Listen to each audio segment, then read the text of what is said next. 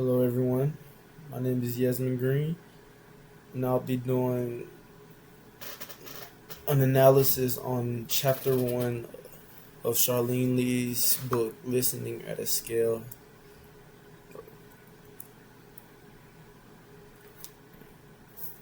Listening. From the book, there are a lot of key points that says in the past, we could only scratch the surface of listening. A person might tell you one thing and say something else to their peers, but now you can know with much greater certainty what people think and what really is going on in the space around you. While listening is considered polite, thoughtful, and empathetic, it is also a power play. Leaders who listen are in a position to exert their influence and shape positive business outcomes. From that, I learned that people in leadership roles that actually hear out their subordinates are more successful in their organization. Listening at a scale. Being a leader also involves listening to others, not just being a person with a voice. In leadership, listening is more than just hearing words, it's about engaging and responding in ways that gain trust throughout the organization. Active listening. These are examples of listening and ways leaders can listen. Active listening. Leaders fully concentrate and avoid interrupting and give verbal slash nonverbal feedback like nodding, eye contact, and paraphrasing. Direct listening or tuning into what people tell you directly. Empathetic listening that goes beyond facts to understand emotions and perspective. These three are what I think are the most important ways of how to listen. Why does listening matter? Listening matters for a lot of reasons. It builds trust, and in some cases, it goes beyond words to understand emotions and values. When people don't feel like they are being listened to, they tune you out. And they tune out of what that important person or what the other person is trying to get across. But they will support people who support them. In football, if you don't listen in the huddle or to the play call, then it's bombs over Baghdad, literally. Layers of listening. I feel like listening in layers are simple. Listening to scale, share to shape, and engage to transform are layers that can be broken down into different forms of best listening tactics. First, just be open to more, and then share in a way to build something. And last, engage in a way that will not only change everything, but transform it to be at its best potential.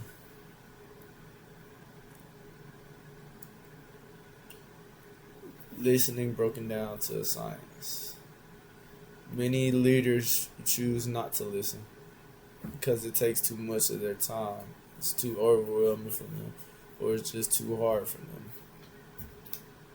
But if you want to care about establishing relationships with your subordinates or who are you around, it becomes a habit.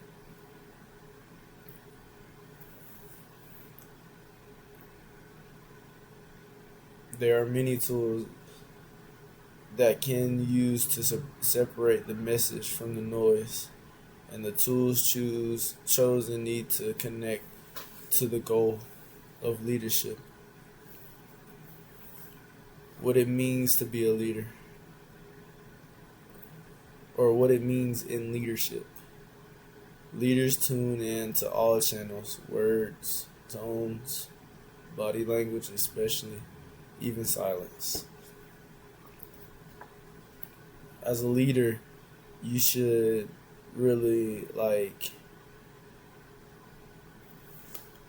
look into body language and how your employees in organization, or being a coach, your players, or in the athletic training room, your student aides, you should really look at body language, because your body language will show a lot on how the person is feeling. If a person is feeling down, he's going in the dumps. He's gonna be walking around like he's almost in a depressed kind of way. So body language is a very important a listening tool a leader can have in his organization. Key points: information, grasp facts and meanings. A deep listener can spot stress, disarrangement, or hidden concerns. And a leadership impact prevents miscues that could derail a project's morale and anything you could be trying to do. There's power and influence when a leader has good listening skills. Listening delivers knowledge. A leader that is a good listener will always be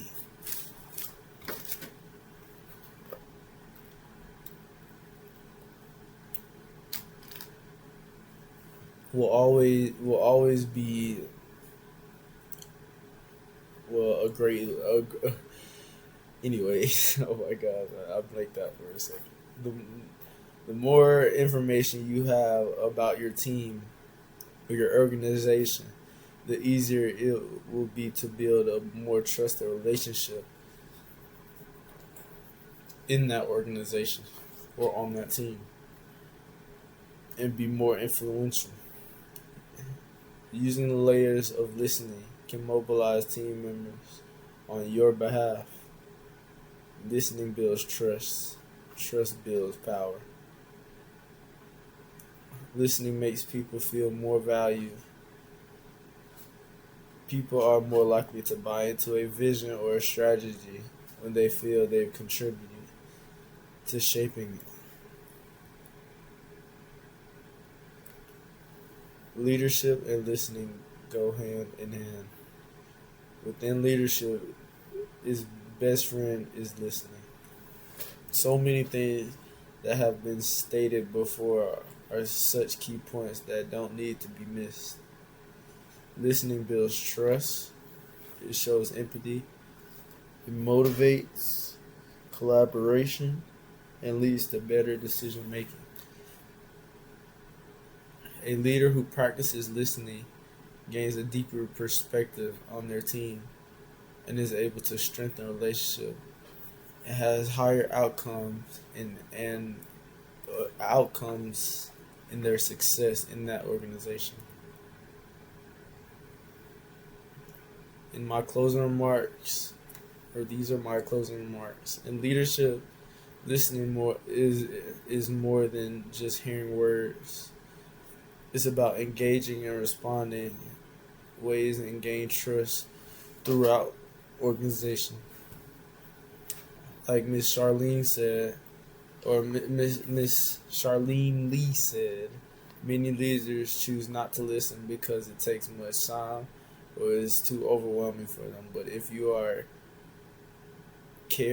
care about the establishing relationships within that leadership role and being successful in that leadership role, it becomes a habit,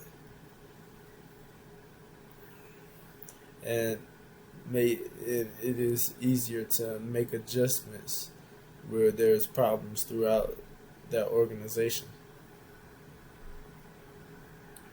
The more information you have about your team, the easier it would be to build a more trusted relationship.